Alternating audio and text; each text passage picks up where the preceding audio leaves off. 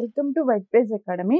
ఈరోజు కరెంట్ అఫైర్స్లో భాగంగా మన ఫస్ట్ టాపిక్ లాంచియా సర్వోరా ట్రైబల్ సాంప్రదాయ నృత్యంతో మామిడి పండు పండుగ.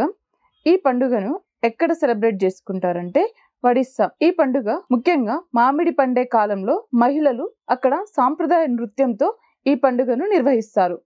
నెక్స్ట్ టాపిక్ భారత్ ఫ్రాన్స్ మధ్య 63,000 కోట్ల ఒప్పందం. ఈ ఒప్పందం ఎందుకు జరిగిందంటే రాఫెల్ యుద్ధ విమానాలకు కొనుగోలు కోసం భారత్ మరియు ఫ్రాన్స్ మధ్య జరిగిన ఒప్పందంలో మొత్తం 26 జెట్లు ఉన్నాయి. ఇందులో 22 సింగిల్ సీట్ క్యారియర్ సామర్థ్యం గల జెట్లు మరియు 4 ట్విన్ సీట్ ట్రైనర్ జెట్లు ఉన్నాయి. 26 రాఫెల్ మెరైన్ భారతదేశం యొక్క విమాన వాహక నౌకల నుండి కార్యకలాపాలకు ఇది అమర్చబడుతుంది. ముఖ్యంగా ఇది భారత నౌకాదళం యొక్క పోరాట సామర్థ్యాలను మెరుగుపరుస్తుంది. నెక్స్ట్ టాపిక్ మహదూనార్ వోల్ఫ్ అభయారణ్యం. ఇది ఎక్కడ ఉందంటే జార్ఖండ్లోని లతేహర్ జిల్లాలో ఉంది. ఇది ఎందుకు వార్తల్లోకి వచ్చిందంటే భారతదేశపు మొదటి మరియు ఏకైక తోడేలు అభయారణ్యంగా ఇటీవల ఇది గుర్తింపు పొందింది. నెక్స్ట్ టాపిక్ నార్త్ ఛానల్ను 13 గంటల 22 నిమిషాల్లో ఈ దినం మొదటి భారతీయ మహిళగా ఇటీవల వార్తలో నిలిచిన వారు ఎవరు అంటే సయాని దాస్. ఉత్తర ఐర్లాండ్ నుంచి స్కాట్లాండ్ ఏదైతే ఉందో అక్కడ 13 గంటల 22 నిమిషాల్లో 38 కిలోమీటర్లు ఈమె ఈదింది. నెక్స్ట్ టాపిక్ 78వ ఫెస్టివల్ డీకేన్స్ 2025 లాసినిఫ్ విభాగానికి ఎంపికైన SRFTI చిత్రం ఏది అంటే మట్టితో చేసిన బొమ్మ. టిఐ నుండి ఏ డాల్ మేడ్ ఆఫ్ క్లేవ్ అంటే మట్టితో చేసిన బొమ్మ ఇది ఎంపికైంది. కోల్కతా ఆధారిత SRFTI విద్యార్థుల షార్ట్ ఫిలిం ఇది. డైరెక్టర్ ఎవరు అంటే సత్యజీత్ రే. ఇతను ఫిలిం అండ్ టెలివిజన్ ఇన్స్టిట్యూట్ నుండి వచ్చిన ఒక స్టూడెంట్. నెక్స్ట్ టాపిక్ అంతర్జాతీయ చెర్నోబిల్ సంస్మరణ దినోత్సవం. ఈ దినోత్సవాన్ని ఎప్పుడు జరుపుకుంటామంటే ఏప్రిల్ 26న. ఎందుకు ఈ దినోత్సవాన్ని జరుపుకుంటామంటే 1986 అణు విపత్తు జ్ఞాపకార్థంగా అంతర్జాతీయ చెర్నోబిల్ సంస్మరణ దినోత్సవాన్ని జరుపుకుంటాం. నెక్స్ట్ టాపిక్ ప్రపంచ సామాజిక నివేదిక 2025. ఈ నివేదికను విడుదల చేసిన సంస్థ ఏది అంటే ఐక్యరాజ్య సమితి. ఎందుకు ఈ నివేదికను విడుదల చేశారంటే గత 30 ఏళ్లలో తీవ్ర పేదరికం తగ్గుదల వంటి చెప్పుకోదగ్గ పురోగతిని ఈ నివేదిక విడుదల చేసింది. Next topic WTT పోటీదారు Tunis 2025 mixed doubles title. WTT అంటే వరల్డ్ టెన్నిస్ టోర్నమెంట్.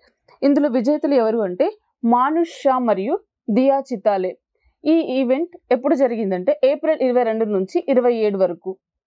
భారత టేబుల్ టెన్నిస్ మిక్స్డ్ జోడీ WTT కంటెంటెడ్ డబుల్స్ టైటిల్ను వీరిద్దరు గెలుచుకున్నారు. నెక్స్ట్ టాపిక్ 2025 పేదరికం మరియు ఈక్వాలిటీ నివేదిక ప్రకారం గత 10 సంవత్సరాల్లో పోలిస్తే 7.1 కోట్ల మంది ప్రజలు పేదరికం నుంచి బయటపడ్డారు. దేశంలో అత్యంత పేదరికం ఉన్న సంవత్సరం ఏది అంటే 2011 నుంచి 12 16% ఉంది.